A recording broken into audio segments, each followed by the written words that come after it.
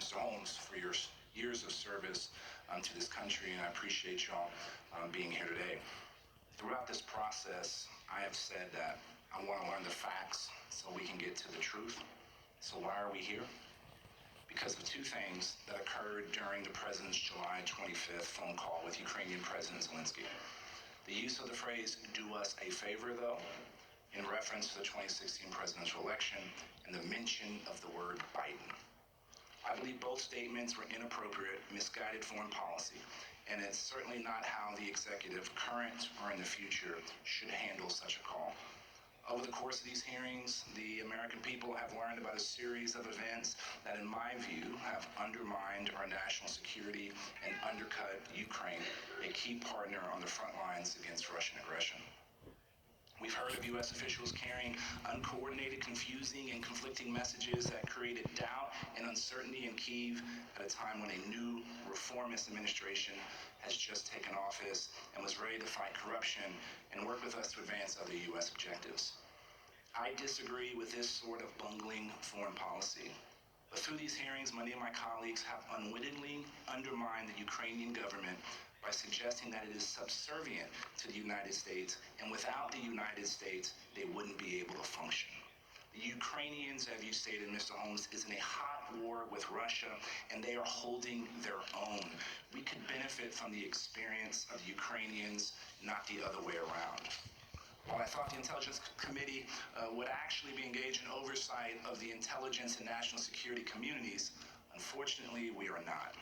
We're here talking about one of the most serious constitutional duties we have as members of Congress, the impeachment and removal of the President of the United States. Over the past weeks, we've learned a few things.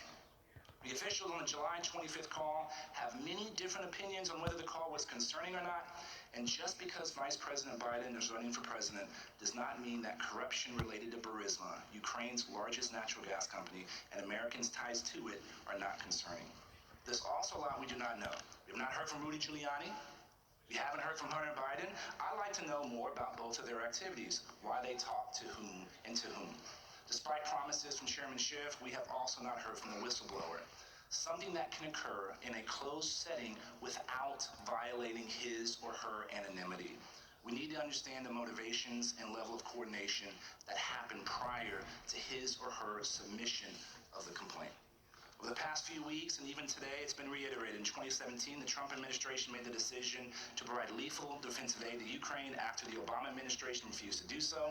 Ukraine is receiving all the security assistance as directed by Congress. President Zelensky has undertaken significant anti-corruption efforts, including eliminating the parliamentary immunity from prosecution.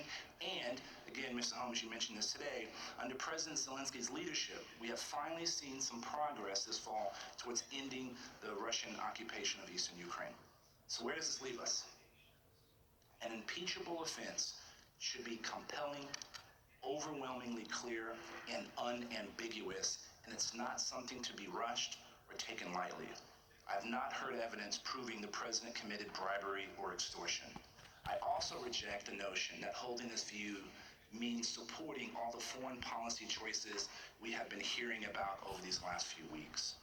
To paraphrase Tim Morrison's testimony this week, every day the national conversation on Ukraine is focused on impeachment, not the conflict in the Donbass, not the illegal occupation of Crimea, not the need for reforms in Ukraine's government economy. It's a day where we are not focused on our shared national security interests with Kyiv.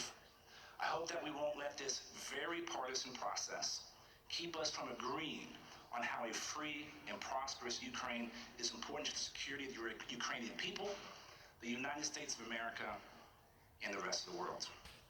Mr. Chairman, before I yield back my time, I'd like to make a statement for the record that has this committee been given proper notice as required by House Rule 11, Clause 2G3, that a business meeting was to follow last night's hearing, and had Mr. Conaway's point of order been appropriately recognized, I would have voted no on the committee's first motion to table during last night's impromptu meeting, and I yield back the balance of my time.